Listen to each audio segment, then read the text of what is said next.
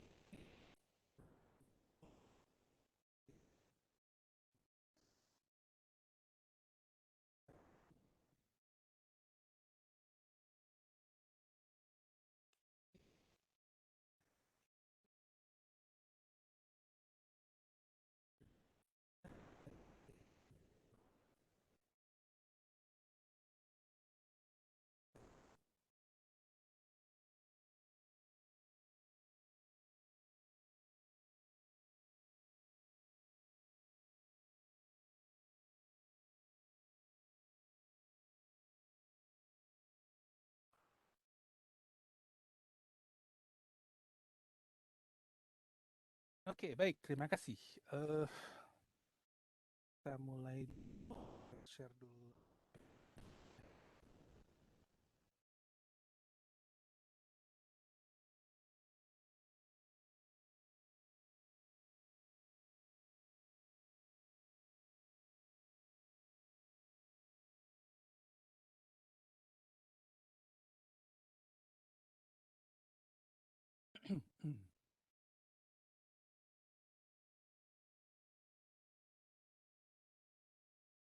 Oke, baik. Hari ini kita bicara Introduction to Python Programming, ya, pemrograman menggunakan Python.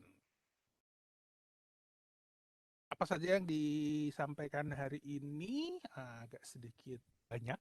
Ya. Mungkin saya coba jelasinnya step by step-nya dulu. Oke. Nah, di sini kita akan bicara apa namanya perbedaannya dulu, algoritma dan program. Di mana algoritma ini kita akan membuat sebuah metode untuk memecahkan sebuah permasalahan. Permasalahannya apa? Permasalahannya adalah segala sesuatu yang apa namanya problem yang nantinya akan dibuat secara komputerisasi. Kalau nggak mau dibuat secara komputerisasi ya nggak usah gitu, nggak usah dipikir bagaimana cara ngodingnya gitu ya. Dan di algoritma ini kita akan juga bicara urutan step by stepnya, aturannya seperti apa ya.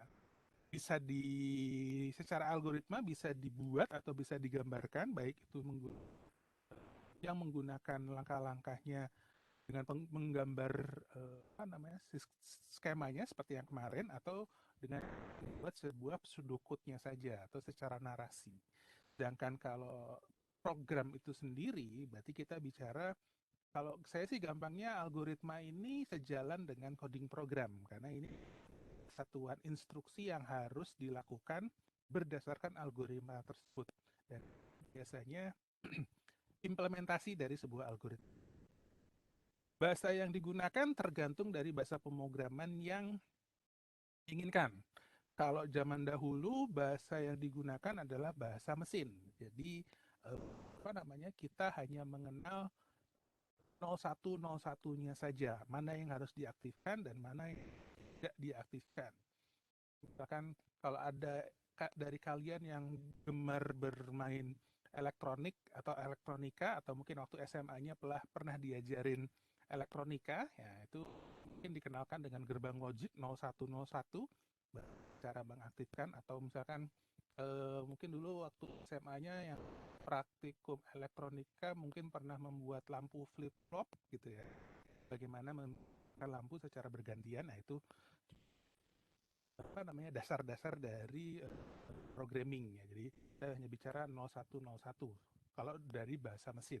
Nah, kesininya semakin maju bahasa yang digunakan lebih ke uh, natural language atau lebih ke bahasanya sudah lebih manusiawi. Sehingga bahasanya dengan membaca saja kita tahu bahwa ini adalah perintah untuk melakukan sesuatu. Ya, contohnya misalkan saat ini yang umum adalah apa namanya Python. Ya. Kalau dulu pertama kali saya belajar komputer dari bahasa mesin, terus kemudian dikasih bahasa basic dan bahasa basika dan bahasa Turbo Pascal. Nah, itu kita langsung wah senang banget. Untuk menampilkan huruf di layar cukup dengan fungsi write ln, ya, write line gitu kan. Buat sebuah dalam satu baris ya, seperti itu bahasa Indonesianya gitu kan. Kita seneng banget karena oh gampang, cuma nulis write ln terus memasukkan parameter apa yang akan ditampilkan sudah selesai, dibandingkan waktu pertama kali belajar dengan menggunakan bahasa mesin atau bahasa assembler, menulis satu baris aja itu menghabiskan 5 sampai 8 statement mesin, fungsi bahasa mesin baru bisa nongol gitu kan. Oke, so jadi kesininya bersyukur sekali sudah lebih mudah untuk membuat sebuah coding program. Permudah maksud. Nah, apa itu Python? Ini Python adalah bahasa interpret program. Jadi artinya di bahasa yang apa namanya tidak secara langsung berubah menjadi bahasa mesin. Ada compiler yang mengubahnya menjadi bahasa mesin. Pak, berarti yang paling cepat bahasa pemrograman apa, Pak? Kalau urusannya dengan komputer, sebenarnya bahasa paling cepat adalah bahasa mesin, karena tidak membutuhkan interpreter atau tidak membutuhkan sebuah compiler untuk menerjemahkan dari bahasa manusia menjadi bahasa mesin. Bicaranya seperti itu. Hanya mungkin sekarang karena kemampuan processing sebuah komputer juga sudah sangat tinggi, mungkin kita nggak kerasa. Second itu atau microsecond itu tidak akan terasa. Oke? Kemudian di sini Python di-create oleh Om Guido, Om Guido van Rossum. Namanya diambil dari comedy show pada saat itu. Mungkin kalian belum lahir ya. Namanya Monty Python Flying Circus. Kenapa? Karena Pythonnya bisa kemana-mana gitu kan. Oke, bisa dia ngobrol lagi gitu kan. Oke, lanjut. Kenapa pakai Python? Nah, ini yang jelas. Free. Mungkin kalau kalian dengar kata-kata Microsoft gitu kan, itu udah pasti yang terngiang di kita adalah kita harus beli license ya, di mana license ini nanti akan memberikan kepada kita untuk apa namanya kebebasan melakukan berbagai hal, sesuatu yang berhubungan dengan bahasa pemrograman yang kita beli. Atau misalkan kalau Anda ngomong Microsoft berarti Anda akan langsung, saya yakin, ingat dengan Microsoft Office, Microsoft PowerPoint, nah, dan sebagainya. Nah, artinya Anda melakukan penggunaan aplikasi yang dibuat oleh Microsoft, tapi dalam tanda kutip harusnya beli. Tahu nih, Anda beneran beli atau dalam tanda kutip kebajak? Oke, saya nggak mau bahas itu, bukan urusan saya juga gitu kan. Nah, kemudian di sini disebutkan simple and easy to learn. Nah, kenapa disebut simple and easy to learn? Karena mungkin banyak pemula yang belajar bahasa pemrograman dengan menggunakan Python, mereka bilang ini mudah, ini gampang. Betul, apalagi kalau saya ngajarin seperti ini malah saya bilang, duh enak banget ya, gampang banget ya gitu. Kenapa gampangnya? Mempermudah banget dan tidak, tapi mungkin ada bahasa juga menyebutkan jadi kita tidak mengenal perbedaan. Nah, tapi ya sudah, itu mungkin zamannya harus begini gitu. Kemudian banyaknya variabel atau library ataupun paket yang bisa kita gunakan karena orang di seluruh dunia menggunakan apa namanya bahasa pemrograman Python ini sehingga apapun yang kita butuhkan orang di luar sana pun juga sudah memikirkan jauh-jauh hari mungkin gitu ya. Ada high level data types artinya di sini kalau bahasa pemrograman yang sebelumnya ini yang saya bilang tadi mempermudah artinya kita selalu terbatas dengan kapasitas ya. Contohnya kalau kita bicara bit, bit itu selalu maksimum adalah 256. Kan saat ini udah sampai berapa bit pun itu bisa gitu. Jadi tinggal kebutuhannya mau seperti apa. Nah, kalau dibilang simple and easy to learn ini yang mungkin bisa saya bilang tadi kalau udah hubungannya dengan data. Kalau dulu kita harus benar-benar memastikan Anda akan menggunakan tipe data yang seperti apa, baru kita akan gunakan variabelnya. Tapi kalau kita pun tidak tahu akan gunakan tipe data seperti apa, dijamin error, gitu kan. Nah, tapi dengan menggunakan Python, Anda nggak perlu pusing dengan tipe datanya, tinggal masuk bikin sebuah variabel, langsung masukin apapun itu tipe datanya, dia langsung mengenali. Nah, enaknya itu. Dulu mah mampus deh, kok nggak masuk ya? Oh, salah tipe data, kan? Oke. Okay. Next, nah ini yang tadi saya coba sampaikan. Jadi artinya untuk yang belum mendownload, silahkan download dulu. Ini nggak terlalu besar sih. Berapa ya?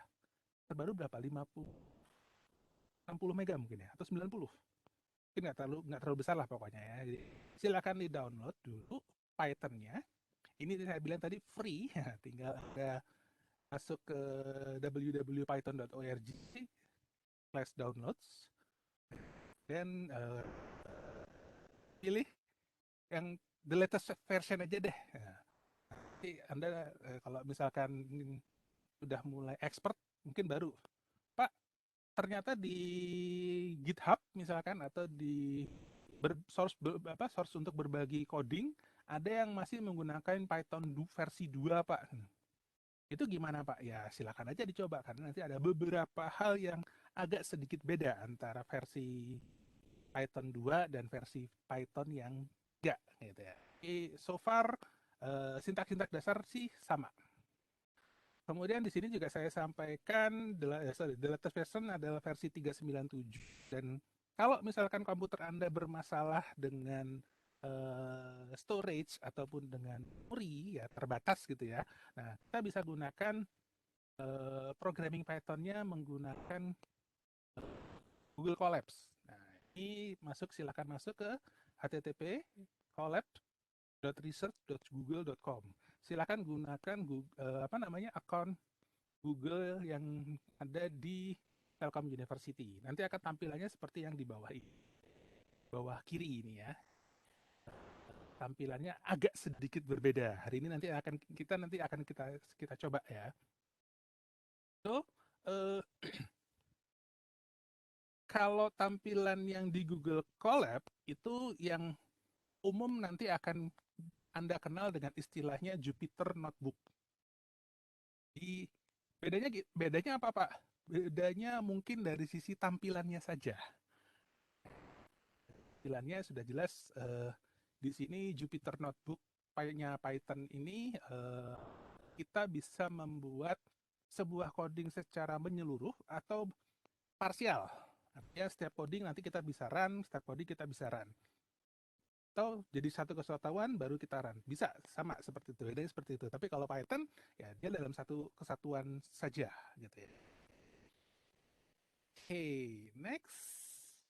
Nah, bagaimana kita bicara the magic of Python-nya ya. Di sini sudah menginstal. Kalau sudah menginstal nanti silakan buka IDLE nya si Python atau Python GUI-nya. Nah, caranya ketik aja atau saya sambil demokan ya. Bentar, berarti saya share screen.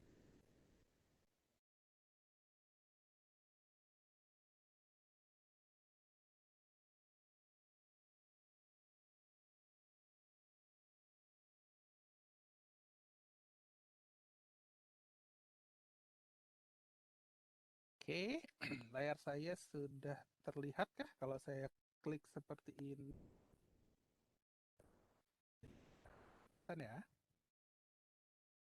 Nah, mungkin di sininya Anda bisa ketik aja IDLE. Silakan kalau mau sambil mencoba. Jadi startnya ketik aja IDLE Python. IDLE aja dulu ya. Terus kemudian di sini akan muncul Python. Silahkan Anda klik. Atau nanti ke depannya biar mudah bisa Anda klik and drag. Ini taruh aja di sini. Seperti saya di sini juga saya sudah taruh nih Python-nya untuk mempermudah biar nggak ngetik-ngetik lagi di sini atau searching di apa namanya window buttonnya ini bisa ditaruh di apa ini taskbar ya, ditaruh di taskbarnya dulu. Nah, setelah muncul, setelah Anda klik akan muncul seperti tampilan yang seperti ini.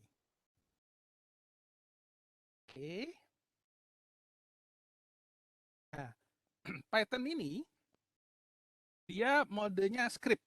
Ya, script itu artinya Anda bisa menuliskan coding program Anda tidak harus dari dalam IDLE-nya. Bisa juga menggunakan Notepad di bahasa bahasa programming yang modelnya script mode. The script ini biasanya dia mode text dan sehingga kita bisa taruh bikin di Notepad. Di Notepad ya, bukan WordPad ya, Notepad. Dan jangan lupa pembedanya adalah extensionnya. Kalau misalkan Anda biasa menginstal, mungkin ada .msi, .exe, .com gitu ya. Nah, untuk bahasa pemrograman pasti belakangnya adalah extensionnya. Dengan membaca aja kita tahu ini extensionnya apa. Oh, extensionnya PY, ini berarti punyanya Python. IPYB, misalkan, oh ini Python Jupyter Notebook gitu kan. Terus kemudian .cpp.c, oh ini bahasanya pakai bahasa C. Titik CPP, oh ini bawaannya pakai C++ gitu, apa C++ gitu kan. .asm, oh ini bahasa mesin banget ini assembler dan sebagainya. Mungkin ceritanya seperti itu. Kemudian IDE mode. Nah, IDE mode di sini sebenarnya banyak apa ya istilahnya platform-platform yang menyediakan untuk kita sebagai seorang programmer untuk membuat atau mempermudah dalam menuliskan script tidak bergantung dengan IDLE atau IDLE programming apapun. Jadi misalkan kita bicara PHP, ASP, Java, Perl dan sebagainya, kita bisa menggunakan IDE yang sifatnya umum. Kalau untuk Python, contoh yang paling gampang adalah kita bisa menggunakan PyCharm. Nih, ini yang saya share di sini ada namanya PyCharm. Ini juga, tapi ini tidak free ya. Yang free-nya ada, tapi apa namanya shareware ya. Jadi dikasih limited berapa lama gitu kan. Ada yang untuk kalau dibilang universal, ini kalau saya biasanya gunakannya pakai Atom. Dengan Atom ini kita bisa membuat bahasa pemrograman apapun yang modenya script mode, the text itu, baik itu tadi mau apa namanya, mau Python, mau PHP, ASP, Java dan sebagainya, atau ada IDE lain ya mungkin silahkan Anda bisa gunakan itu. Nah, tapi untuk kali ini mungkin saya tidak akan banyak menggunakan IDE yang seperti ini. Silakan Anda explore sendiri. Atau misalkan saya kalau saya lihatin juga deh IDE IDE yang saya gunakan di sini bisa dilihat ada IDE Atom. Saya pakai Atom. Atom ini saya lemot nih. Oh, belum kepencet.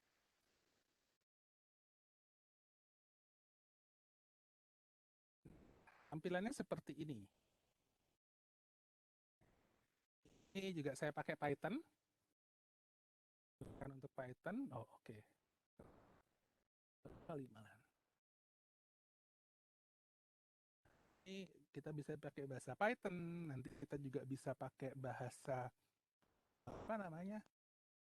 PHP, ASP, Java, Perl dan sebagainya juga bisa kita gunakan. Jadi ini hanya untuk text editor, gampangnya seperti itu. Oke, next saya lanjutin.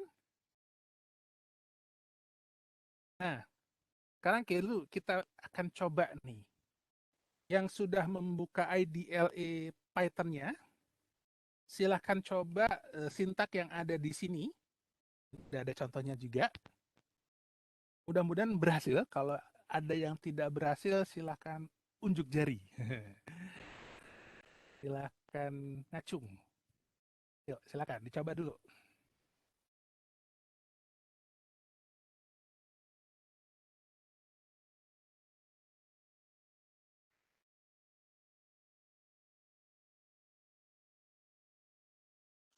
Atau saya coba bareng dulu deh. Oke, saya barengi aja dulu biar tidak stres. Oke, jadi di sini kalau yang menggunakan Jupyter Notebook tunggu sebentar ya. Nanti saya coba apa namanya demoin juga. Nah, jadi kalau menggunakan IDLE-nya Python, di sini kita sudah bisa melakukan coding. Pak, gimana kalau nanti saya mempunyai sebuah script, ngeload dan sebagainya apa? Ini ada di sini. Jadi nanti kita bisa bikin new file, scriptnya ditaruh mana? Nah, scriptnya ditaruh di sini. Oke, scriptnya ditaruh di sini dan jangan lupa nanti di save ke apa namanya? Ke sampai lupa ngomongnya. .py. Nah, jangan lupa filenya disimpan ke .py.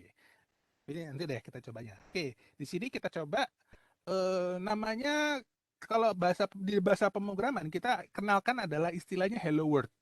Kenapa? Ini halo, saya belajar menampilkan sebuah huruf tapi menggunakan bahasa pemrograman tertentu. Nah, jadi hello world-nya ini kalau di Python seperti ini, print.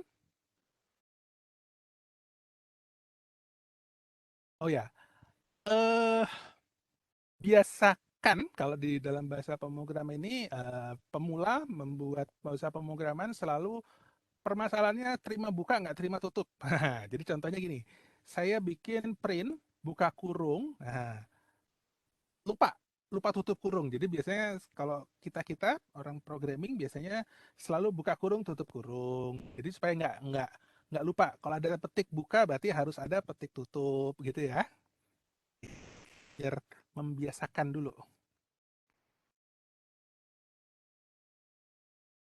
Oke, sudah cukup seperti ini. Kita enter saja. Sudah muncul. Berarti coding kita nggak bener apa nggak bener nggak salah gitu. Jadi kita sudah bener. Bahkan kalau untuk bicara perhitungan dan sebagainya, gimana Pak? Nah, ini tadi yang dibilang mempermudah, sangat-sangat mempermudah sekali. Apapun yang kita lakukan di dalam Python ini eh, bisa dilakukan secara langsung. Kan saya bilang 2 tambah 3, kayak kalkulator aja gitu kan. Kalau saya ingin menampilkan angkanya, di print 2 tambah 3. Oke, lanjut. Print.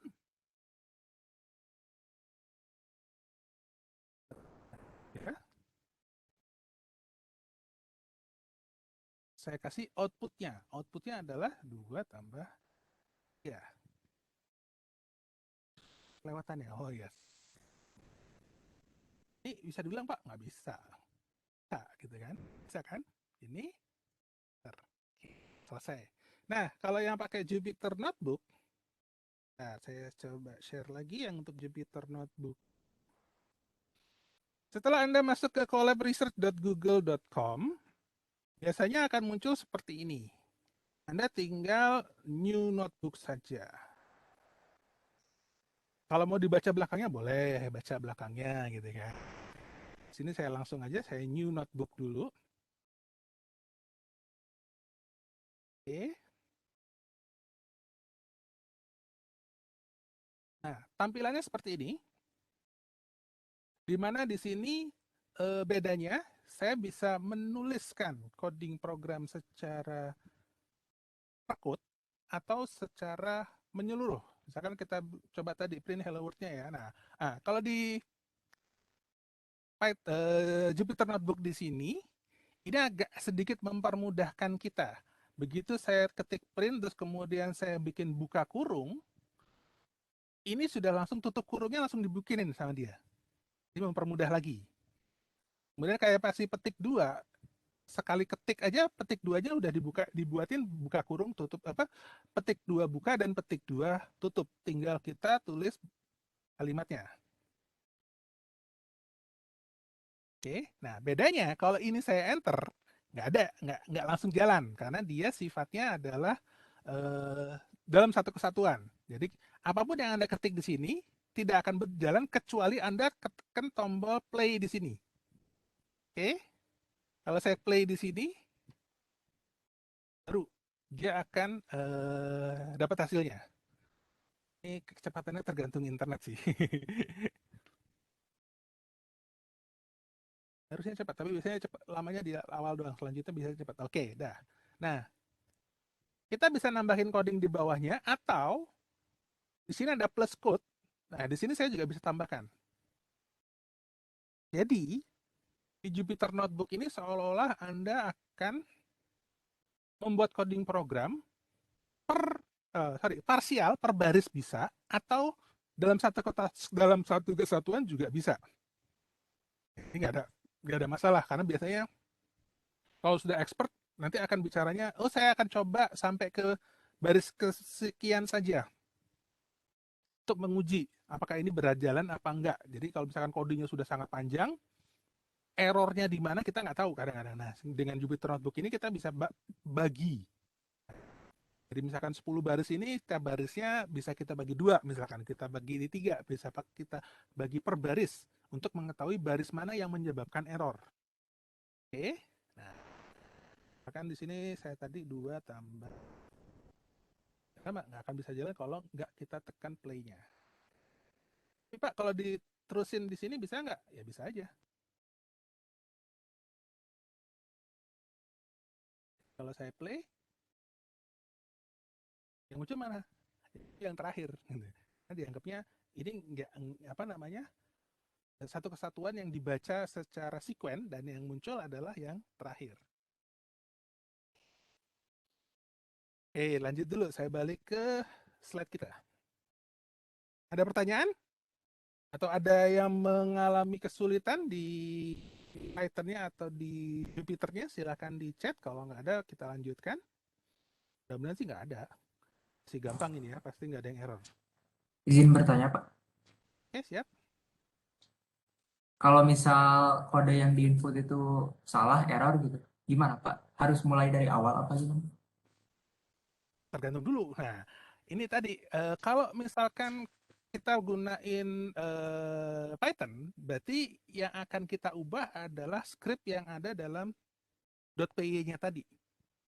Jadi misalkan tadi saya codingnya udah panjang nih ya. Nah, itu kan saya simpan dalam file misalkan coba.py. Nanti dia akan muncul errornya. Errornya di mana? Errornya di baris kesekian gitu ya. Nah, berarti kita harus balik ke IDE-nya untuk apa namanya? Untuk memperbaiki dan kemudian bisa melakukan compile ulang. Apa yang maksudnya? Kalau yang menggunakan Jupyter Notebook, nah ini nanti kita akan bisa uh, uh, ketahuan errornya dan kita akan perbaiki. Saya belum mau ngeliatin coding ramenya dulu. Yang jelas rentannya seperti itu.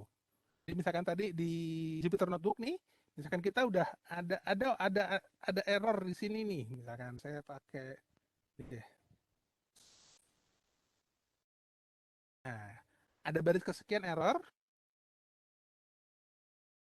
ya nunjukin nih errornya di mana kalau di Jupyter Notebook ya. Jadi kita harus perbaiki. Ini salah ketik ternyata. Setelah kita perbaiki, kita running lagi. baru aman. Sama halnya dengan Jupyter di Python, jadi coding yang sudah banyak ini, nanti kita akan apa namanya? eh, jika ada error akan kita perbaiki di posisinya, seolah baru kemudian bisa kita compile kembali. Oke, mudah-mudahan cerahkan. Ada yang lain? Panas ya?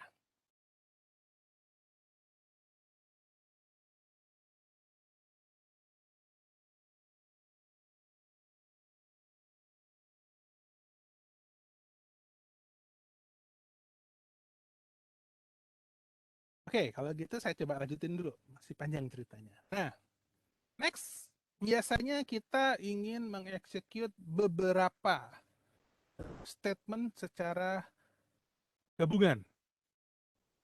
Jadi artinya kita akan mengeksekusi tidak dalam satu statement saja, tapi berbagai statement dalam satu kesatuan. Contohnya ini bisa sambil silakan dicoba. Kita menggunakan sebuah function, sebuah prosedur. Ini nyebutnya function sih. Kalau kalau dulu saya diajarinya ada yang disebut dengan prosedur dan ada yang disebut dengan function. Bedanya kalau prosedur tidak menghasilkan nilai, tapi kalau function menghasilkan nilai. Tapi kalau di sini semua kita sebut function. Hanya bedanya ada function yang menghasilkan nilai dan ada function yang tidak menghasilkan nilai. Contohnya seperti ini. Di sini pembuatan sebuah functionnya dimulai dengan statement atau sintak def, definition, singkatan dari definition. Kita definisikan sebuah action namanya hello. Buka kurung, tutup kurung. Jangan lupa di belakang kasih titik 2. Ini yang agak sedikit kelewat biasanya. Jadi pembuatan sebuah function atau pembuatan sebuah kelompok satuan sebuah blok program selalu dimulai start dengan titik 2. Dan kemudian ada indennya atau ada apa? Inden itu apa? Ada tabnya yang sedikit membedakan. Bisa dilihat di sini nanti atau kita sambil coba ya.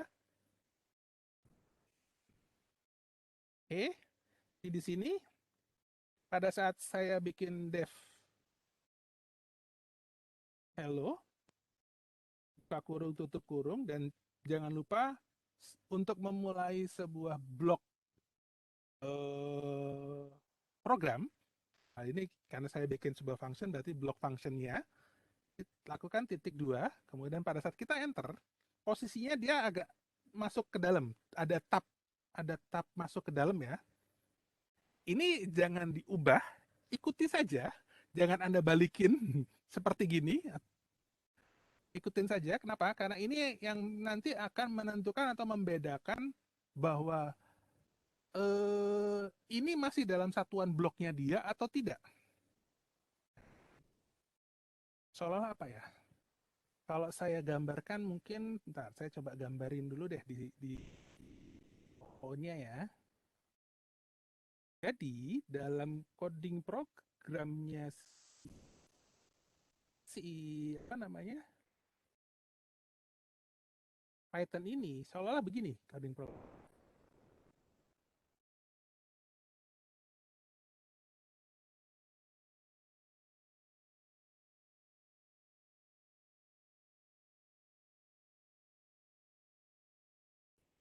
Jadi asumsinya ini satu bloknya, terus kemudian ada di dalam lagi blok lagi. Mungkin di dalam blok ini ada blok lagi. Nah, cara membedakan bloknya ada indentasinya. Jadi ada tab menjorok ke dalam.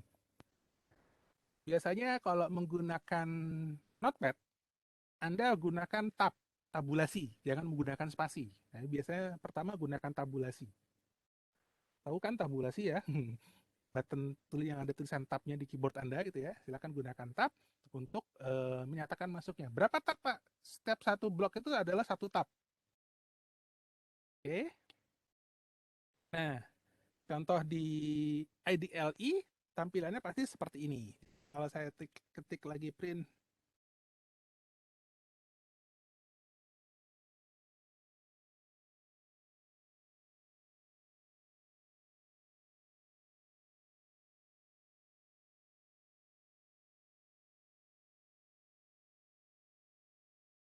Kalau sudah selesai dan Anda menyatakan tidak ada lagi, ketik eh, apa namanya, silakan enter sekali lagi, maka dia akan kembali ke promnya.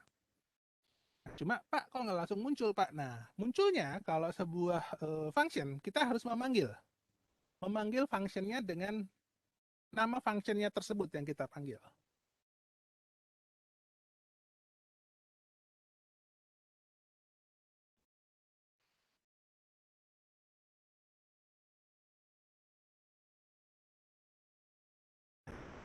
So, itu sudah selesai, silakan panggil dengan nama functionnya adalah hello, buka kurung, tutup kurung.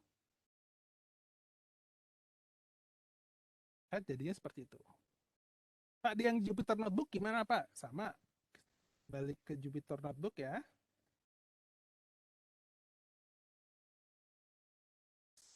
Save.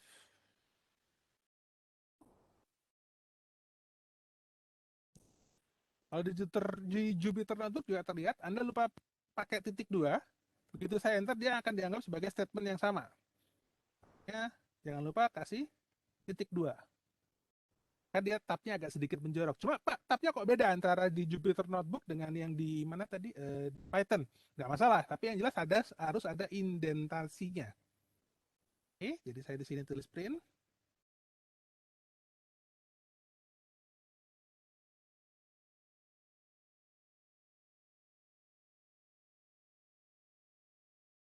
Kalau di sini nggak selesai. Istilahnya kalau saya enter-enter pun juga dia tetap aja di situ. Selesainya gimana? Ya, ya kita running. Di sini sudah dianggap selesai. Pak, kok nggak muncul juga? Lah iya, karena tadi harusnya saya di sini panggil di sini. Pak, nggak keluar juga, sama, karena harus di running. Bedanya itu doang.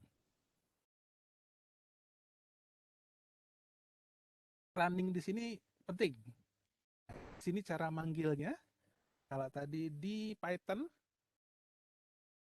kalau sih sebenarnya sama aja gitu kan. Jadi yang ada dari sini sampai sini, ini dari sini sampai sini baru kita running. Cuma bedanya kalau di sini itu kita tekan hello, kemudian kita enter langsung di execute kalau di Python-nya. Tapi kalau di mana? Jupyter, setelah kita tekan button ini. Nah, Pak, gimana kalau skripnya kita buat di file sendiri, Pak? Oke, kita coba ya. Saya bikin sebuah new file. Eh, kan?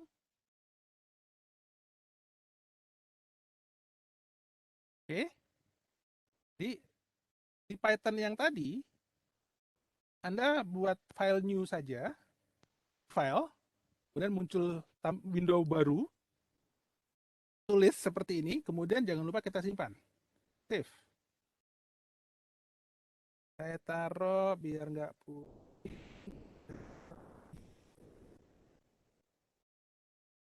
Eh, F.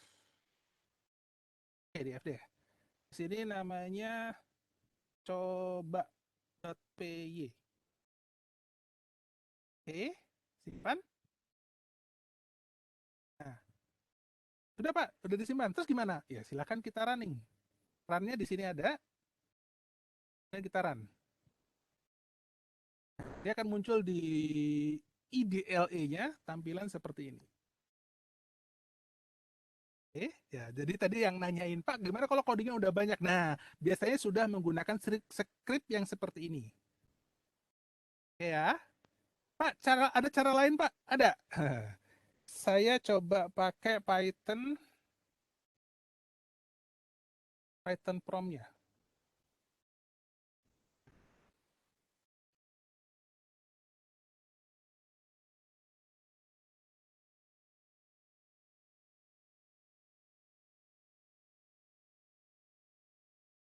Hah? Kita pilih Python.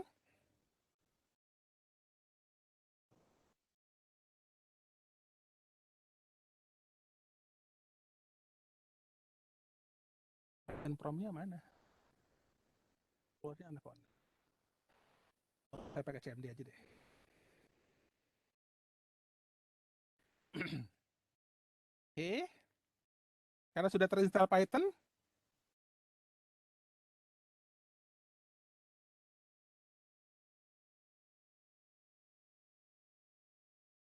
ada ya Python-nya ya. Coba.py ya, saya pakai Python. Coba.py. Hasilnya juga sama. Sudah bisa kita running coding yang ada di dalam file coba.py tadi. Oke, ada yang kalau ketik Python di command prompt-nya error. Kalau begitu biasanya pada saat kan Anda baru install hari ini, jadi begitu beres install harusnya restart dulu. Setelah restart dia baru bisa bisa apa namanya masuk. Atau pastikan path-nya.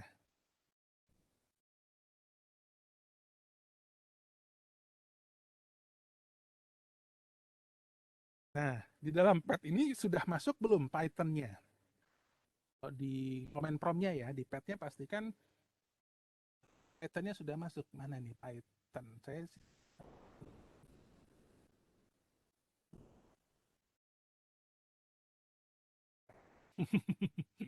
ada di mana nih tulisan Python, Python. Ya pokoknya harus masuk ke sini deh. Ya, cara masukin ke dalam pad mungkin Anda bisa browsing bagaimana cara memasukkan sebuah folder ke dalam pad. Nah, ada sih cara-caranya gitu, tinggal nambahin pad aja kok.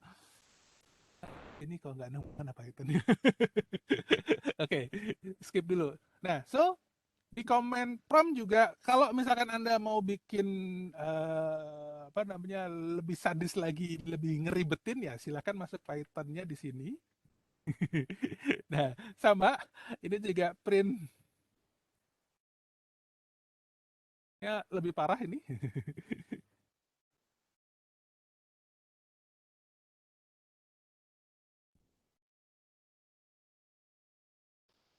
Bisa juga gitu ya. Jadi ada yang orang yang seneng seneng hobi ngetik, nah, biasanya mainnya di sini. Itu lebih menyakitkan itu kalau kata saya. Masih lebih mudah pakai IDLE gitu ya. Atau ya tadi ada yang udah mulai seneng pakai pakai IDE biasa. Ada yang lebih seneng, ah Pak saya pakai Jupyter Notebook aja Pak lebih enak lagi gitu kan. Itu lebih manusiawi lagi. Oke, sampai di sini. Jadi penggunaan Python-nya bisa apa namanya dari berbagai macam. Setelah Anda install, biasanya by default kita bisa langsung panggil di command prompt. Jadi kita bisa langsung ngoding di sini. Tapi agak tersiksa. Kalau untuk coding-coding sederhana mungkin bisa. Kalau sudah mulai coding-coding agak ribet, biasanya kita main ADLE-nya, idle-nya itu tadi, yang mode ini. Sudah familiar atau tadi karena sebenarnya keterbatasan perangkat device yang kita miliki juga, kita juga bisa pakai gunakan Google Collapse. Oke, saya lanjut. Slide kita. Nah, bagaimana memanggil fungsi buka kurung tutup kurung itu seperti apa sih, Pak? Nah, di sini kita coba jelasin. Jadi fungsi buka kurung tutup kurung yang apa namanya di dalam pemanggilan function tadi itu adalah parameter. Parameter apa yang akan kita masukkan atau parameter apapun yang akan kita gunakan bisa kita tulis atau bisa kita definisikan di situ. Berapa banyak parameter yang diperlukan atau yang boleh digunakan, terserah Anda. Anda mau pakai satu parameter, dua parameter, 100 parameter pun silakan. Beda dengan zaman dulu. Kalau zaman dulu kita dibatasi, tapi kalau di sini terserah mau seperti apapun, welcome. Contoh di sini saya akan bikin sebuah parameter untuk ucapan eh, greeting.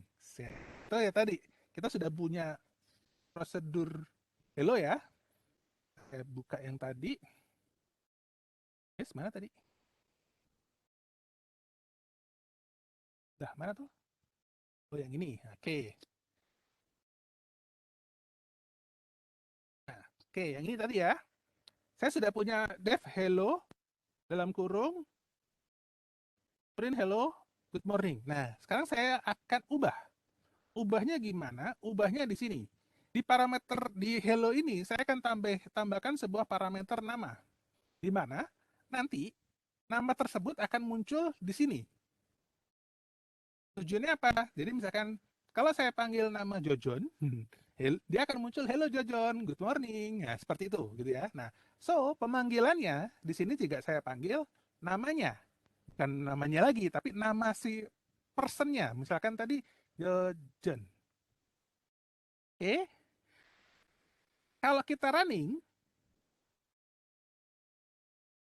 oh sorry, belum di save, save dulu. Oke, nah sudah di save dia akan muncul seperti ini. Bisa diikutin?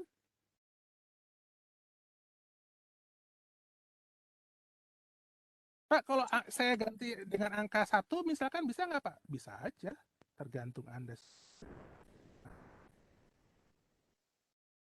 Save dulu, jangan Pak.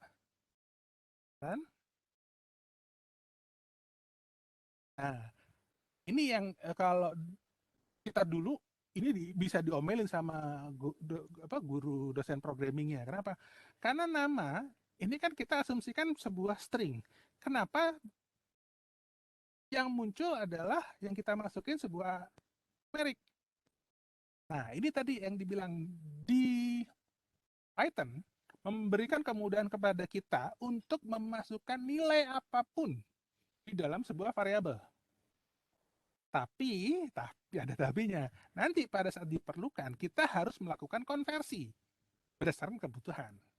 Jadi misalkan ternyata variabel ini isinya sebuah uh, integer, sebuah angka.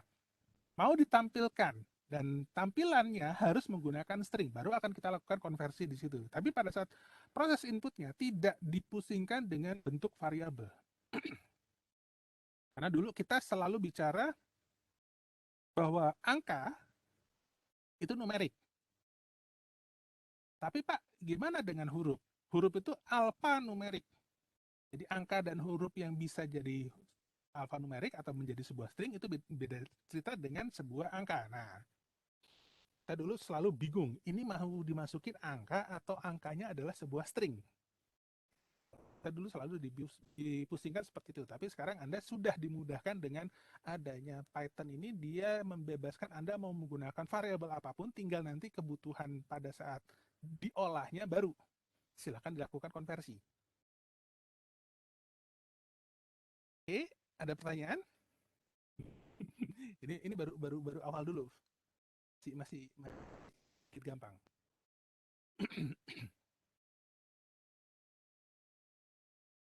Oke, karena waktunya juga agak panjang ini.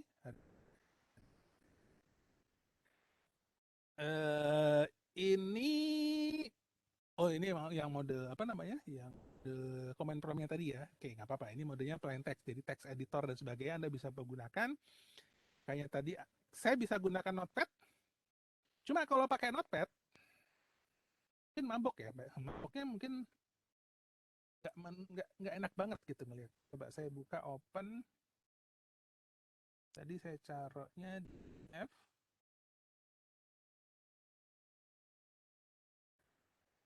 Wih, wih.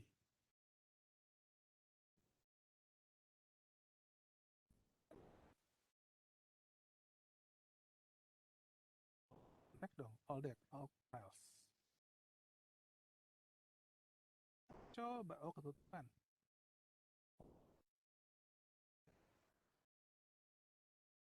Oh ini dia. Nah, melihat di sini dengan melihat di yang di sini, lebih sakit mata yang mana gitu. Kalau pakai Notepad bisa text editor ya. Cuma pasti akan sakit mata. Sakit matanya apa? Hitam semua warnanya. Tapi kalau di IDLE-nya Python ataupun pakai Atom itu agak sedikit sedikit teduh matanya karena kita bisa tahu mana yang apa namanya memang statement buatan kita, mana yang sintak ataupun statement built innya bawaannya dia, ataupun mana yang disebut variabel dan mana yang disebut prosedur. Nah, jadi ini warnanya agak sedikit seru ngeliatnya ya. Oke, next saya lanjut dulu. Nah, yang ini silakan dicoba. Silakan buat di Python-nya masing-masing. Anda bikin sebuah file new. Silakan coba. Kemudian yang menggunakan Jupyter Notebook, dibikin satu code saja, jangan dibikin banyak code. Silakan dicoba. Nanti penjelasannya akan ada di slide berikutnya. Saya tunggu. Saya kasih waktu 2 menit cukup.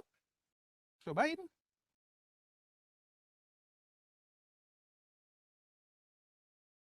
Yang di IDLE gimana Pak? File new, terus kemudian ketik yang ini, jangan lupa disimpan dengan nama yang sama. Di foldernya, jangan lupa harus ingat juga folder di mana. Kalau harusnya Anda bikin folder dulu boleh.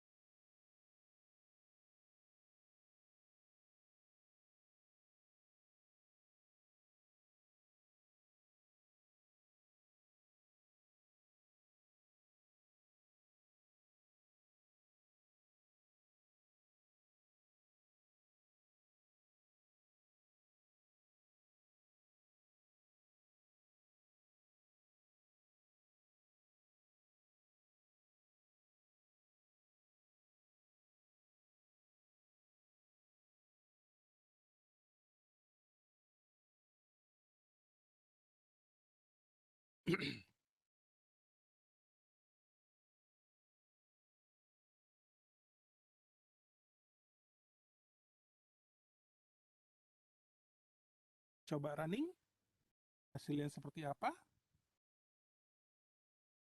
Yang error?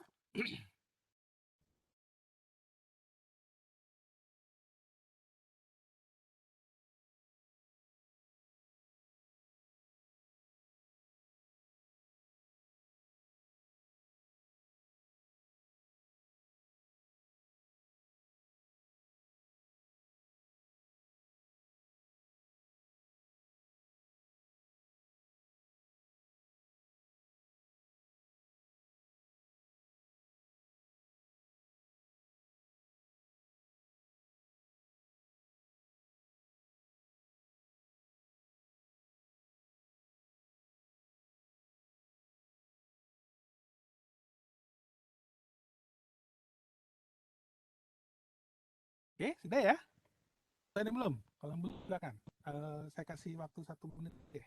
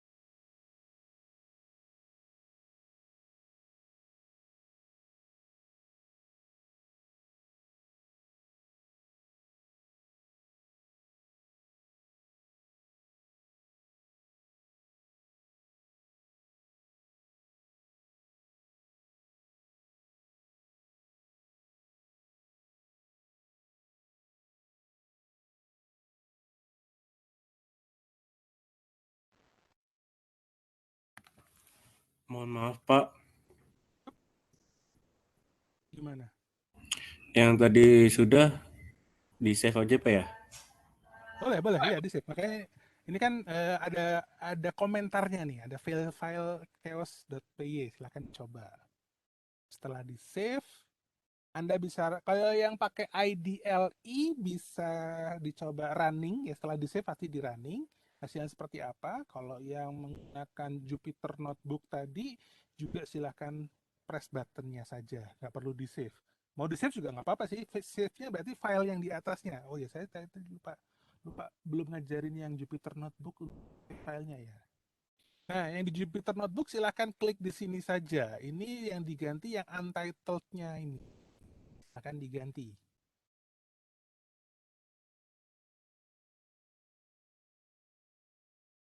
Dan save saja. Bisa di save di sini.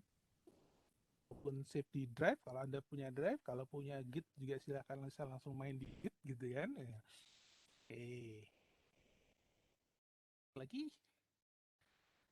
Oke ya, mudah-mudahan sudah dicoba semua dan tidak ada error. Karena ini masih simple ya. Ini buat percobaan awal saja sih. Nah, ini akan saya coba terangkan satu persatu. Dua baris pertama ini yang dimulai dengan tanda pagar, hashtag. Tanda hashtag ini adalah yang disebut dengan komen. Artinya, ini adalah bahasa yang memudahkan kita untuk memberikan pesan. Python akan mengabaikan pesan yang pesan yang dimulai dengan tanda hashtag atau pagar. Jadi, apapun yang Anda tulis di sini, ini akan jadi sebuah pesan untuk kita atau untuk programmernya atau untuk yang bacanya.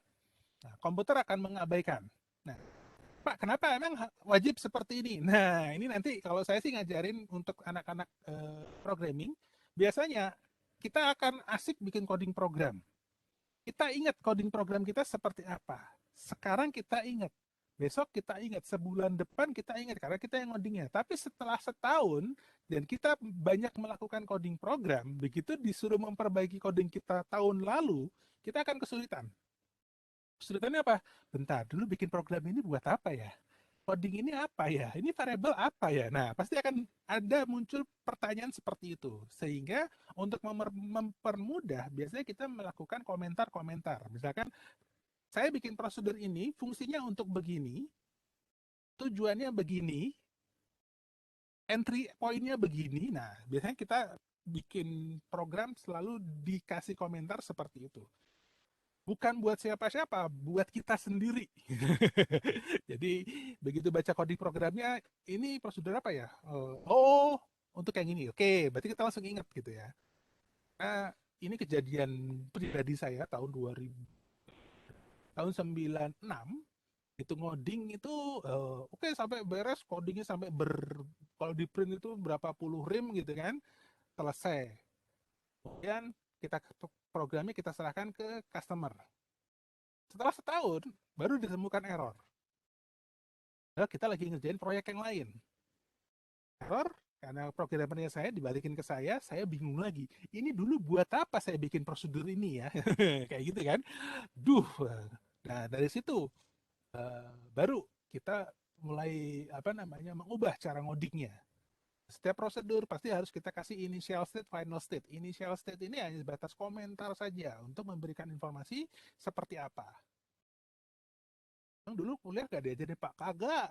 Karena kita dulu lebih ke apa namanya bahasa mesinnya, jadi kagak pernah bikin seperti itu. Begitu sekarang sudah mulai bahasanya high level language, lebih enak.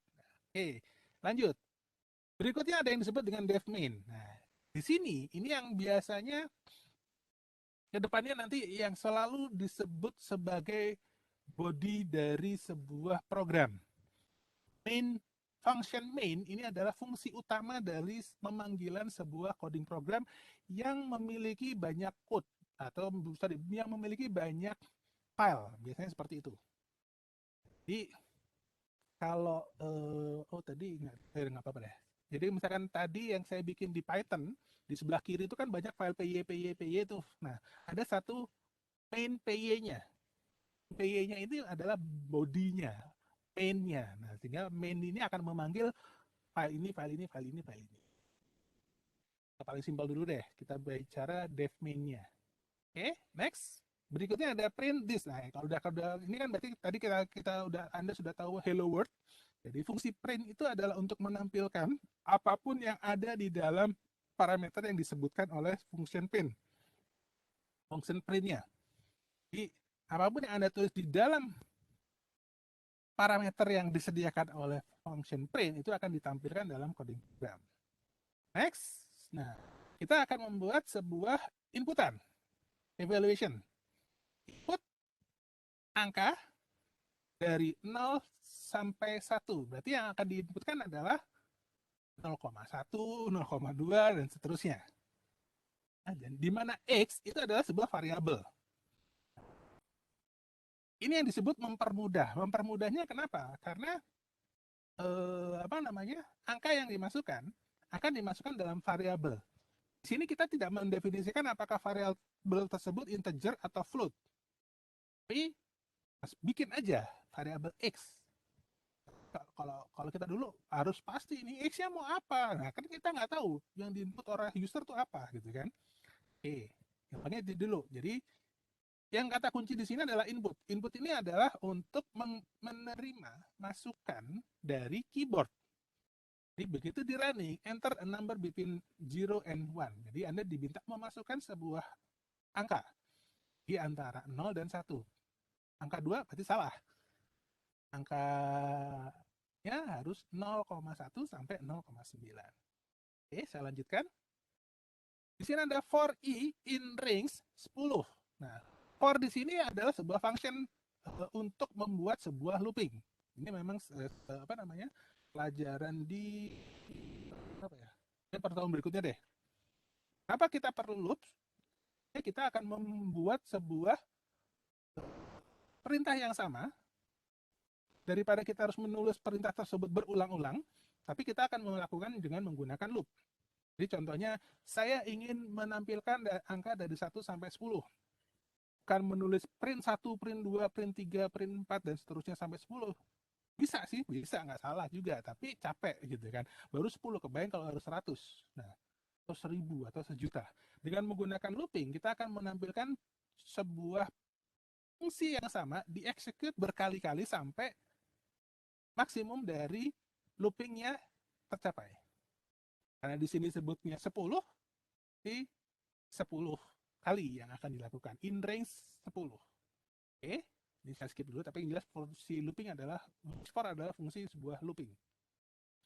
Next, ada X dan I, Anda perhatikan bahwa dia menjorok lagi ke dalam ya, ada indentasi lagi ke dalam, ini artinya badan dari loopingnya. Di bagian ini yang akan diproses berkali-kali sampai 10 kali. Oke. So, yang ini juga yang disebut assignment, bahwa sebuah X kita sebutkan sebagai variabel, terus kemudian kita masukkan angkanya, dan seterusnya. Nah, main-nya di sini adalah fungsi untuk memanggilnya tadi. Kalau nggak dipanggil ya, apa runningnya? Ya nggak ada running apa-apa, karena nggak manggil, karena ini tadi di dalam sebuah function. Oke, saya lanjut karena ini masih panjang. Nah, kita bicara ke basic element of Python-nya. Indentation atau spasi-spasi yang atau menjorok tabulasi-tabulasi ini sangat berpengaruh dalam kode.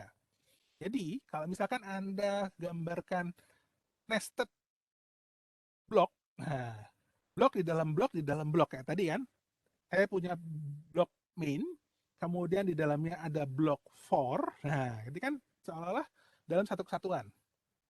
Mungkin di dalam for nanti ada blok if, diselesaikan dulu baru dia keluar-keluar. Nah, itu indentation-nya ini seperti kayak huruf lebih besar gitu ya. Kalau dilihat seperti itu. Kemudian kita pastikan bahwa yang dibuat sebagai sebuah variabel itu adalah kadang-kadang kita bicara perlu deklarasi atau tidak perlu deklarasi tergantung kebutuhan. Bahkan nanti ada bicaranya deklarasi secara private, atau lokal ataupun secara global atau public. Jadi pembuatan sebuah variabelnya, kayak ini variabel hanya digunakan dalam satu prosedur tersebut, berarti kita bisa buat, tapi begitu keluar dari prosedur tersebut, dia tidak akan ada. Kan sudah otomatis akan hilang. Kalau bikin ada di semua prosedur, semua function, berarti kita akan bikin sebuah variabel yang sifatnya lokal.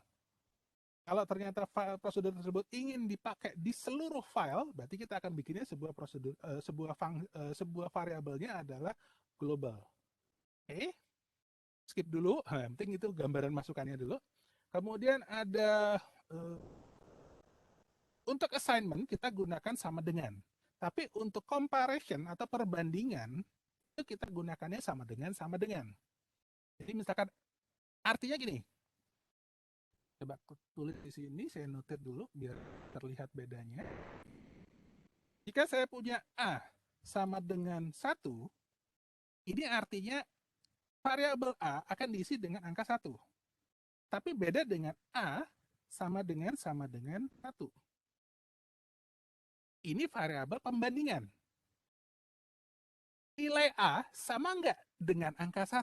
Nah, ini artinya akan berbeda ya. Jadi jangan salah dulu, benar nggak salah. Jadi misalkan A saya isi dengan 1, kemudian di bawahnya ada statement A sama dengan 1. Kira-kira runningnya apa? Runningnya akan coba aja nih Pak, biar jelas buktinya. Oke, kita coba ya. Di sini langsung coba.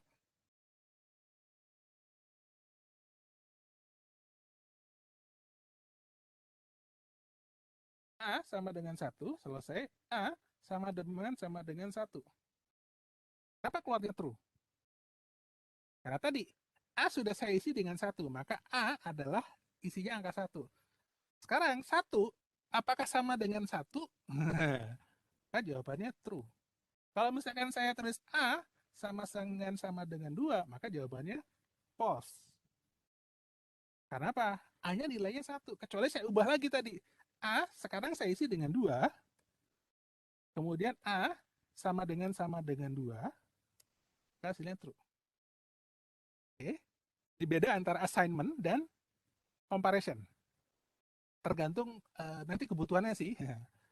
Ini biasanya nanti kalau sudah masuk selection. If A sama dengan 1, nah, tapi nulis coding secara prosedur code, secara algoritma Anda akan nulisnya jika A sama dengan 1, seperti itu kan. Kemudian di algoritma juga simbol diamondnya A sama dengan 1, tapi dalam coding program di Python Anda menulisnya A sama dengan 1. Nah, bedanya seperti itu. Oke. Kemudian ada apa namanya di sini untuk penjumlahan dan sebagainya ya, operator aritmetik. Ada plus, minus, tambah, kurang, kali, bagi, lulus. Ini kita bisa gunakan. Tapi untuk string, kita juga bisa gunakan operator aritmetik, tapi dia fungsinya adalah sebagai concatenation-nya saja. Fungsinya adalah misalkan menggabungkan. A sama dengan Johnny. Oke, saya kasih contoh lagi. A sama dengan Johnny. Sama dengan Cindy.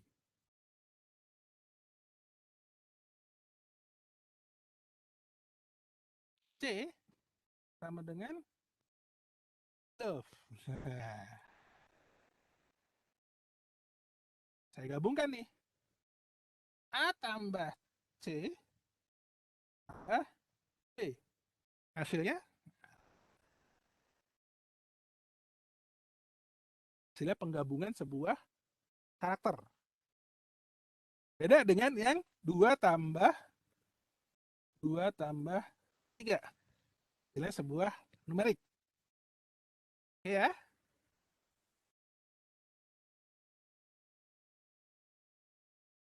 Jadi penggunaan fungsi aritmatik plus minus tambah kurang kali bagi ini bisa. Tapi kalau penggunaan dengan menggunakan string, biasanya arithmetic yang digunakan hanya concatenate atau penambahan, di mana penambahan ini dia akan menggabungkan variabel satu dengan variabel yang lain digabungkan, disambung. Sedangkan untuk persen biasanya untuk formatting. Akan kita akan bicara formatnya menggunakan 0, berapa angka di belakang digit, berapa angka setelah koma, misalkan seperti itu. Oke, next ada logical operation, and, or, dan not. Mungkin Anda kenal kalau and itu menggunakan tanda dan, or menggunakan tanda pipe, not biasanya negasi gitu ya kan, tanda caret. Tuh, tapi kalau di sini kita nulisnya dengan fungsi dengan kata-kata, bukan dengan simbol. Jadi A, N, B, nah, gitu ya. Bukan A dan A tanda simbol dan B, bukan begitu, tapi A, N, B. Basic printingnya is print, oke, saya lanjut. Basic type, nah ini, tipe data. Biasanya kita asumsikan sebagai number, kemudian float, itu berarti kita akan bicara yang menggunakan koma. Nah, tapi tadi kan nggak perlu dipakai. Nah ini tadi saya bilang, di bahasa pemrograman lain, C, Java, ASP, dan sebagainya, ini kita masih mendefinisikan terlebih dahulu apakah X sebagai sebuah float ataupun sebagai sebuah integer. Tapi kalau di di Python, dia tidak perlu. Cukup langsung pakai saja. Tapi secara langsung Anda harus tahu juga, integer itu adalah bilangan bulat, tapi kalau float itu adalah bilangan desimal. String, iya string. Isinya adalah alfanumerik. Nah, penggunaan stringnya di sini memberikan kemudahan. Anda boleh menggunakan double quote atau single quote. Bisa pakai petik 2 atau petik 1. Ini nggak masalah. Ya, bahkan penggabungan petik 2 dan petik 1 pun bisa juga gitu kan. Tapi yang jelas untuk membuat sebuah string harus dimulai dengan petik 2 dan diakhiri dengan petik 2, atau dimulai dengan petik 1 dan diakhiri dengan petik. Oke. Ya, nah, kalau dulu, waduh, mampus ya kita. Kalau udah ngomongin petik 2 sama petik 1, itu jadi sesuatu yang seru. Kemudian, biasanya untuk multi-line, kita kita bikin triple petik. Jadi kalau udah barisnya banyak gitu ya, kalimatnya panjang, kita bisa bikin double petik 2. Oke, next. White space. Nah, ini tadi dibilang bahwa di Python sangat memperhatikan indentation. Di tabnya masuk, ini berarti satu blok. Selesaikan. Kalau Anda balik lagi, berarti Anda masuk ke blok yang sebelumnya. Kalau Anda masuk lagi ke dalam, berarti ini blok berikutnya yang ada di dalam. Garis baru biasanya menggunakan backslash, kemudian untuk tidak perlu menggunakan buka kurung, kurawal buka dan kurawal tutup seperti halnya pakai Java. Tapi kita gunakan dengan indentation-nya tadi. Next. Komen, kalau tadi Anda sudah kenal pakai tanda pagar atau hashtag, kita juga bisa gunakan komen dengan triple quote tadi. Oke. Assignment tadi sudah secara ini sudah kita sampaikan, jadi tidak perlu kita perbahas terlalu banyak ya. Assignment tadi yang X sama dengan 1 itu adalah assignment. Nah, penamaan atau rule-nya, aturannya gitu. Dalam penamaan biasanya di sini case sensitive, artinya dia memiliki variabel yang banyak. Jadi misalkan X dengan X besar, ini akan memiliki nilai yang beda. Saya punya X sama dengan 10, X sama dengan 11. Print X, print X. Oke ya. Jadi X huruf kecil dan X huruf besar itu adalah dua variabel yang berbeda. So, kalau Anda bikin misalkan nama sama dengan Jojon, kemudian nama dengan Cindy sama Ush, tutup. Oke,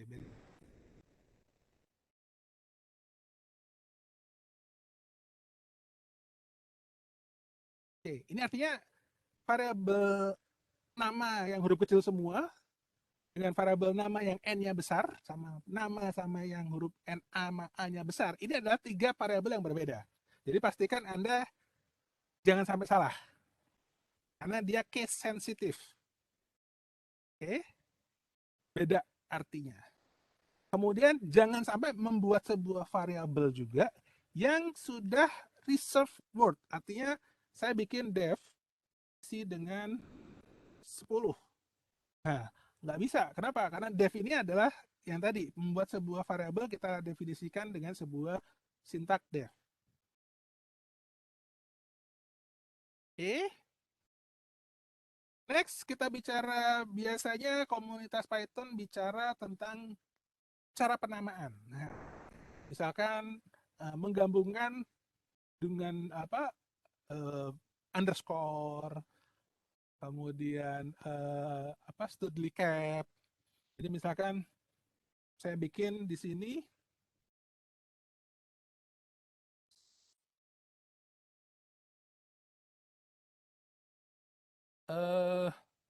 nama mahasiswa isi dengan Jojon. Bentuknya biasanya seperti itu.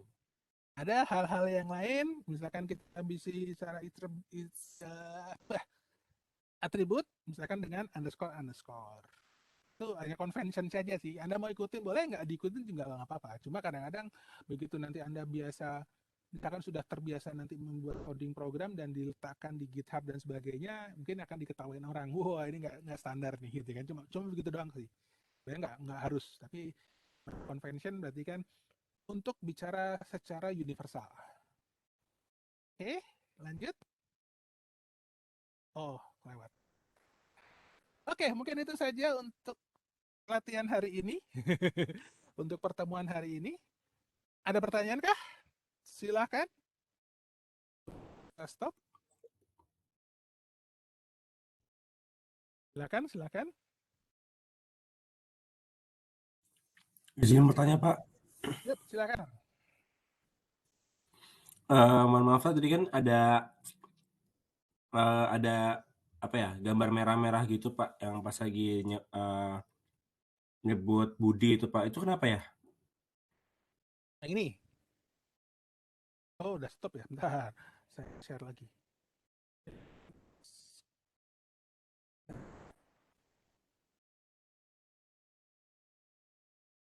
Ini kamera ini maksudnya?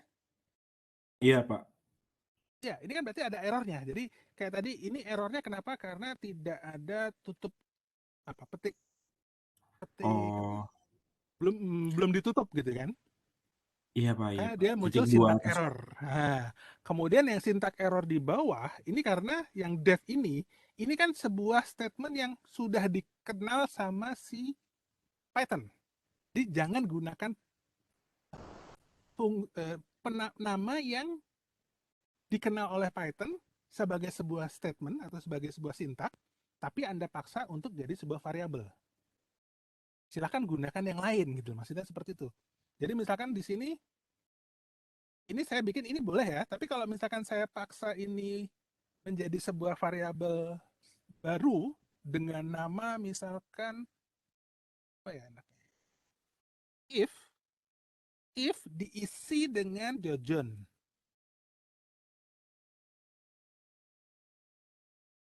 Saya mau mengisi variabel if dengan nilai Jojon. Bisa nggak? Ya nggak bisa, karena if ini adalah sebuah sintak. Silahkan gunakan yang lain gitu loh. Yang apa namanya? Yang sebelumnya ini. Nah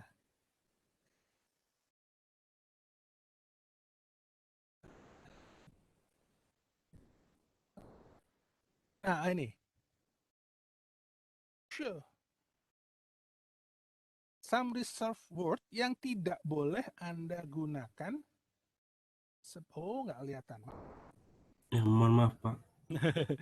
Saya share-nya salah. Kita masih share screen tadi. Share.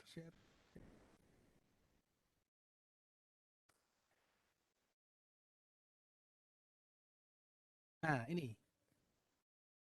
Ada beberapa kata yang tidak boleh digunakan sebagai sebuah variabel. Nah, contohnya ini. Kenapa? Karena ini statement yang digunakan oleh Python. Sebenarnya kelihatan sih. Misalkan tadi pada saat nulis if, warnanya udah berubah kan? Bukan lagi warna hitam, tapi warnanya menjadi apa ini? Oranye ya. Nah, oranye. Kan? Berarti yang warnanya berubah seperti ini adalah bukan warna, kalimat yang tidak boleh digunakan. Karena apa? Ini dianggap sebagai sebuah sintak yang dikenal oleh Python. Nggak boleh ini dianggap sebagai sebuah variabel. Ini beberapa hal sepele sih. Tapi nanti kalau sudah terbiasa pasti akan kelihatan begitu. Anda gini kok warnanya gini ya. Oh berarti ini nggak boleh dipakai nih. Gitu kan. Jadi silakan gunakan Preact. Nah, berbeda kan? Karena tadi case sensitif.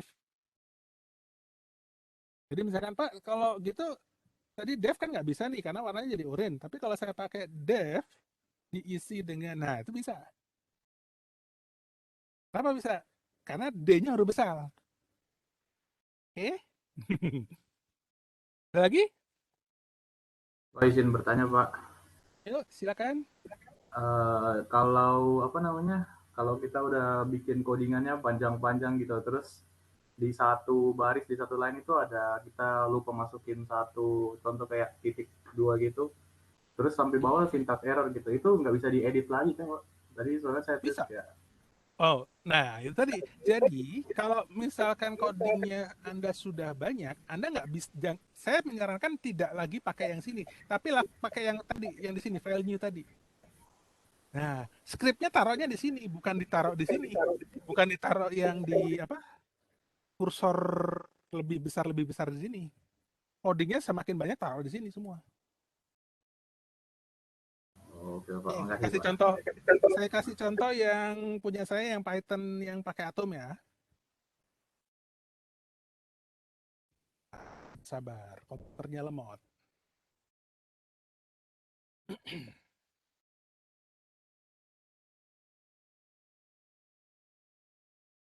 Terlihatkah? Oke, terlihat ya. Ya, Pak. Nah, ini coding saya dalam satu folder, ini sudah sangat banyak sekali. Saya akan masuk ke main program saya. Ini devnya banyak nih. Oke, saya akan coba modif. Mana ya enaknya biar kelihatan pas error.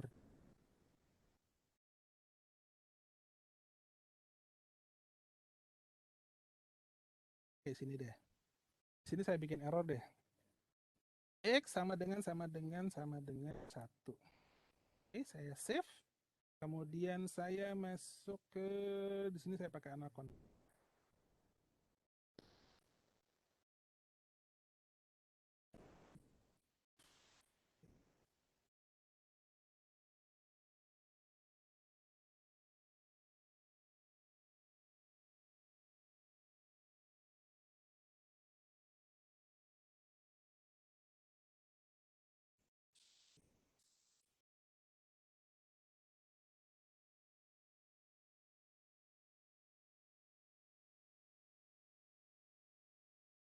Nah, ini kelihatan. Jadi begitu saya compile, Python main py-nya ini muncul di sini dan kelihatan di line berapa? Line 216. Kan codingnya udah banyak nih. Ini pun codingnya dia manggil berbagai file. Nah, contoh di sini import output screen. Output screen-nya itu ini. Apa lagi? Ada output file. Output filenya ini. Dia manggil yang ini. Dimasukin ke dalam main-nya. Seterusnya. Sini tadi yang saya taruh di paling bawah nih, nggak bisa. Kalau kayak bikin gini, ini bisa. Saya save, saya running kembali, dia jalan. Oke. Mudah-mudahan bisa mencerahkan. Jadi, eh yang jelas kalau bicara Python, dia script mode. Script mode itu artinya Anda bikin sebuah codingnya dalam satu file, bisa menggunakan text editor apapun. Tadi pakai Notepad juga bisa, cuma agak sedikit bikin sakit mata karena ya ketahuan mana yang sintak, mana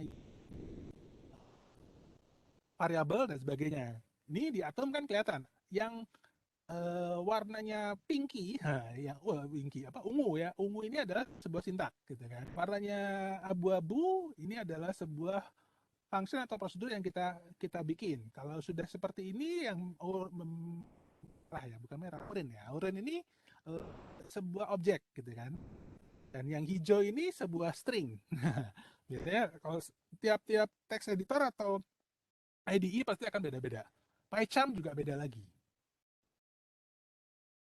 Oke, mudah-mudahan mencerahkan.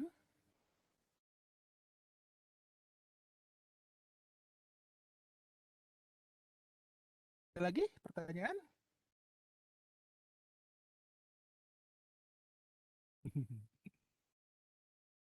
Oke, nanti kelas apa yang kelas hari Jumat ya? Kelas hari Jumat ada materi tentang blockchain. Ini bidang saya. Jadi nanti kita bisa diskusi lebih lanjut nih ya. Materi berapa ya? Ke-6 ya kalau nggak salah. Pengantar bisnis dan e-commerce. Nanti akan bicara blockchain dan pas saya baca, wah ini materi ini bidang saya ini. Oke, nanti kita diskusi di kelas yang hari Jumat, pertemuan-pertemuan berikutnya. Oke, sebelum saya tutup masih ada pertanyaan lagi? Barangkali ada masih unek-unek, masih unek. Coding itu enak kok. Saya Pak. Gimana? Sebelumnya maaf ya Pak. Kan ini kan ngoding ya Pak, ngoding. Nah, ngoding itu kalau nanti udah, kan saya nggak tahu sama sekali nih. Terus nanti kalau codingnya itu udah selesai, programnya udah selesai itu terus gimana Pak? Terus dikemanain gitu Pak? Kan coding Terus katanya gimana? buat aplikasi gitu ya Pak. Gitu. Iya. Nah, jadi gini, kalau memang mungkin ini bukan fak Anda gitu ya. Artinya pelajaran ini hanya sebagai penambah bahwa Anda di jurusan teknik logistik, karena pasti harus ke depannya juga harus tahu, jangan sampai Anda ditipu sama orang yang bikin program gitu loh, maksudnya gitu. Jadi kan mungkin Anda kalau saya sih kalau udah ngomong teknik logistik sih sebenarnya mungkin metode antrian yang harus dimunculin gitu ya. Artinya Anda bisa membuat sebuah aplikasi yang memastikan antriannya berjalan dengan benar. Contoh gini, orang komputer taunya antrian itu adalah LIFO dan FIFO. Apa itu? Last in, first out, sama first in, first out. Last in, first out, gampangnya sorry to say kalau kita nyebut kita yang lagi ke masjid, yang terakhir masuk itu pasti terakhir pertama keluar duluan. Last in, first out. Nah, itu gitu. Tapi kalau first in, first out itu adalah antrian yang di tiket loket tiket. Yang pertama kali datang pasti dia akan dilayani dan dia akan pertama kali keluar. Nah, sedangkan di logistik biasanya ada tambahan satu lagi. Metode antrian yang digunakan adalah FIFO, first expire, first out. Apa Pak? Nah, bedanya ya beda. Karena barang datang itu ada yang istilahnya konsumtif good sama yang bukan konsumtif good. Ngerti nggak? Bedanya beli gelas, karena tidak ada expire-nya, terserah mau dikeluarin kapan. Tapi begitu bicara beli Indomie, pasti yang harus dijual pertama kali itu adalah yang expire-nya akan habis duluan. Tuh. Nah, jadi program ini nanti buat apa Pak? Ya sebenarnya hanya untuk pembuktian saja. Biasanya kadang-kadang ada yang membuat tools sedikit hanya untuk percobaan, kemudian bahwa teori antriannya begini. Kita udah coba begini, terus nanti akhirnya jadi sebuah tulisan. Kalau bicara Pak, jadi nanti ke depannya kalau misalkan kita tugas akhir, kita bicara judul TA-nya apa, terus kemudian ada sedikit coding program, kita bisa bikin programnya dan bisa bikin untuk mendemokan bahwa yang dimaksud itu seperti ini loh, gitu loh. Tapi tidak harus Anda yang buat, juga bisa kerjasama dengan dapatnya sih kalau saya bilang seperti itu, karena memang bidang logistik bukan bidang saya sih, memang kalau Anda nanya itu nanti ini buat apa Pak? Ya tadi minimal Anda tahu bahasa pemrograman untuk bisa dilakukan seperti ini. Ke depannya, kalaupun Anda nanti dalam tugas akhir membutuhkan tools atau membutuhkan sedikit bahasa pemrograman, nah ini bisa kita pakai. Oke. Mudah-mudahan mencerahkan. Si bingung ya, saya bingung juga gimana nerangin ya. Karena bukan bidang saya, yang logistik bukan bidang saya gitu. Oke, masih ada yang lain sebelum kita akhiri? Kan? Kesempatan 1-2 orang.